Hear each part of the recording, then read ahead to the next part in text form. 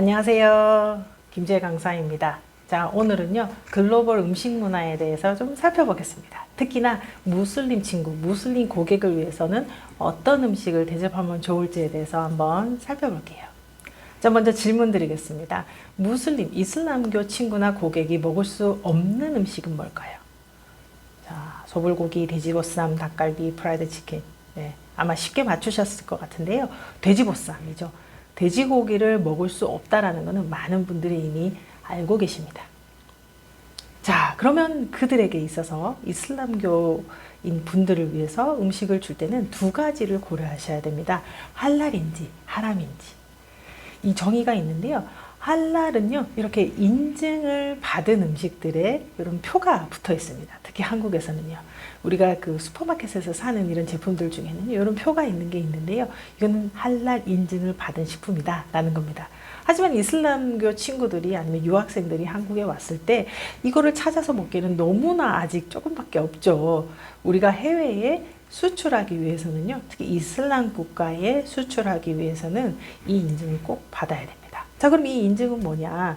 이 제품이 할랄에 맞게 제대로 생산되었는가, 그 성분에 혹시 하람이라는 게 들어가 있지 않은가를 제대로 확인하는 프로세스를 거쳐서 인증을 받을 수 있습니다.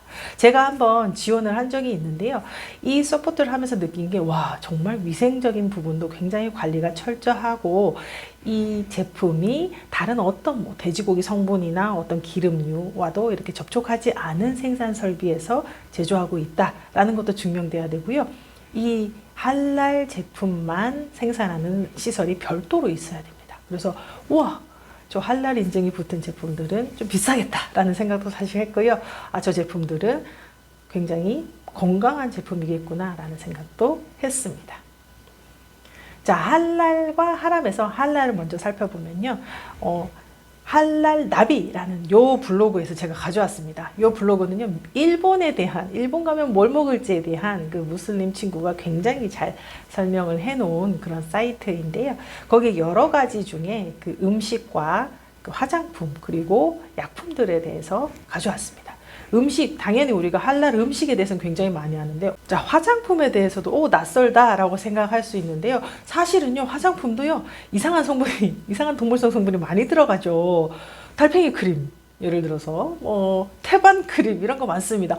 좋다는 게 많잖아요. 네, 그런 거 쓰고 싶어요. 네, 비싸요. 그래서 못 쓰고 있는데 그런 제품들이 들어갔을 경우에 태반 절대로 안 되죠.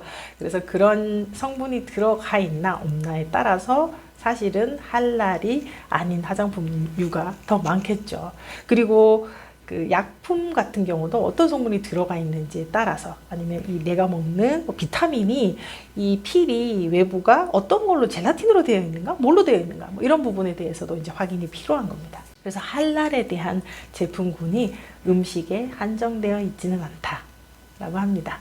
자, 할랄 음식에 대해서 좀 살펴볼까요? 살펴보면요, 아마 잘 아실 것 같은데 우유라던가 꿀이라던가 야채, 과일 등은 당연히 괜찮은 음식에 들어갑니다. 자, 그리고 고기류, 우리가 가장 잘 알고 있는 고기류는 소고기, 닭고기가 주로 할랄 음식에 해당되니까 무슬림 친구들이 오면 주로 우리가 대접할 수 있는 게 소고기하고 닭고기죠. 그리고 생선류들입니다. 자, 그런데요, 하람이라고 해서 무슬림 친구들이, 무슬림 고객들이 절대로 먹지 않는 제품들이 있는데요. 그런 것들은 여기에 나와 있듯이 돼지고기가 주류를 이루고요. 술, 알코올 성분이 들어간 건 안 됩니다. 자, 스테이크를 굽는데 우리가 막 와인을 집어넣고 하잖아요. 그런 거 안 된다라는 말씀이죠. 그리고 베이컨도 안 되고, 여러 가지 그 돼지를 기반으로 한 햄이라던가 이런 제품들은 다 안 됩니다. 자, 그런데요, 여기 잠시 보시면 치킨하고 소, 네, 닭과 소도 있습니다. 무슨 말일까요? 앞에 먹어도 된다고 했는데 여기 또 안 된다고 나와 있습니다. 여기 읽어보면요, permissible animal without proper slaughtering 이라고 되어 있습니다. 이건 뭐냐? 도축 방식이 할랄 방식으로 제대로 되어있지 않은 거는 안 된다라고 되어 있어요. 자, 근데 한국 같은 경우는요, 도축법을 할랄 방식으로 하는 곳이 없습니다. 아직까지는 없는 걸로 제가 알고 있는데요. 그러다 보니 할랄 인증된 소고기와 닭고기는 사실 한국에서 찾기가 어렵고 거의 수입을 해야 되다 보니까 굉장히 비싸죠.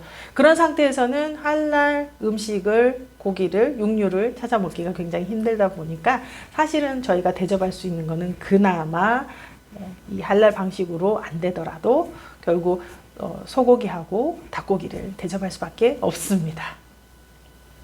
자, 그럼 무슬림의 디저트 한번 살펴볼까요?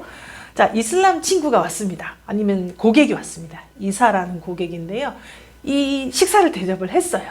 대접하고 나서 다음에 어떤 디저트를 대접할 수 있을까요? 마이쮸, 제가 사랑하는 하리보, 그리고 초코파이, 추파춥스.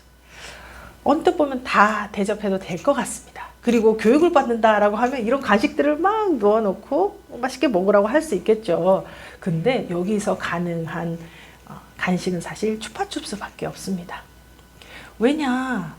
젤라틴, 특히 하리보 같은 이런 젤리들은요, 젤라틴을 기반으로 하는데 이 젤라틴은 돼지고기를 기반으로 합니다. 돼지고기의 껍데기에 있는 그 젤라틴이 원재료입니다. 나는 하리보 젤리를 먹었는데 돼지고기를 먹은 거죠. 억울합니다. 네. 그래서 이 돼지고기 성분이 들어있기 때문에 사실은 젤리를 먹을 수가 없는 겁니다. 자, 그렇다면 돼지고기 성분이 들어가 있는 젤라틴을 또 원료로 한 게 마시멜로예요. 이 마시멜로가 들어있는 초코파이 같은 경우도 먹을 수가 없죠. 근데 우리가 먹고 있는 한국 내에 있는 일반 초코파이들은요, 돈피, 즉 돼지고기의 껍데기를 사용한 젤라틴이라고 하면 이슬람 문화권으로 수출하는 초코파이는요, 우피, 소의 껍데기를 사용하는 그런 젤라틴이라고 합니다. 센스 있네요. 자, 오늘은요, 글로벌 음식 문화에 대해서 좀 살펴봤습니다. 무슬림 고객이 왔을 때 어떤 걸 주의해야 되는지를 한번 살펴봤고요. 우리가 선물을 줘도 되는 게 있고 안 되는 게 있고 그들 문화를 이해를 못하는 것처럼 보일 수 있는 고객이 왔을 때 무엇을 대접할지 한번 이렇게 고려하시면 좋을 것 같습니다. 오늘 들어주셔서 감사합니다. 구독과 좋아요 부탁드려요.